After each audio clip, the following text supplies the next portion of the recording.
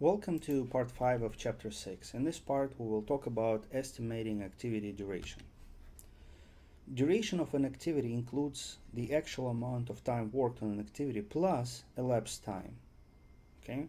So duration of an activity involves both actual work and whatever waiting time you had during the execution of the activity.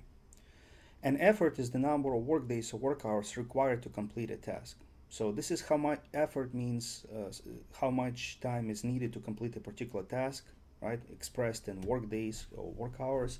And duration means the actual time that you spend completing a particular task. So as you can see from those definitions, effort does not normally equal duration. And another best practice is that people doing the work should help create estimates, and an expert should review them. What it means? It means that you need to seek opinion of the team members doing actual work as well as experts to see whether your estimates for a particular task are realistic. It could be that a particular task does not require much effort, but the duration is quite long because, let's say, a particular resource is not available. So it's always advisable to get other people in a loop to get realistic estimates. Now, instead of providing activity estimates as a discrete single number, for example 4 weeks, it's often helpful to create a 3-point estimate. So what is this 3-point estimate? It's an estimate of an activity duration that includes an optimistic, meaning if everything works out well, most likely, meaning the one that is mostly expected, the most expected, and pessimistic estimate, meaning an estimate of duration for this particular task when a lot of things go wrong. So for example, you can use 3-week estimate for the optimistic, 4-week for the most likely, and 5 weeks for the worst case scenario, for the so-called pessimistic estimate. And this is something that is a part of the so-called program evaluation and review technique, or PERT. PERT is a network analysis technique used to estimate project duration when there is a high degree of uncertainty about the individual activity duration estimates. And just as we reviewed on the previous slide, PERT uses probabilistic time estimates, and those probabilistic time estimates are based on optimistic, most likely, and pessimistic estimates of activity duration. So that's also a 3-point estimate.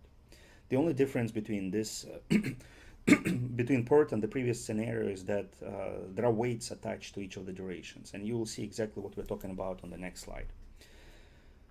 So for example, using PERT methodology, you may want to use the following formula for estimating activity duration. You sum optimistic time, most likely time, and pessimistic time, right? And then each estimate has a weight attached to it. So optimistic time has a weight of 1, pessimistic time has a weight of 1, and most likely time has a weight of 4. So that's why you multiply most likely time by 4, while optimistic and pessimistic estimates are multiplied by 1. Okay? And because you have weights, you don't divide it by 3, you divide it by 6, because you add all the weights here. Now, why we have 4 here? Well, because you think that most likely time estimate is most likely, right? Therefore it should be given more weight.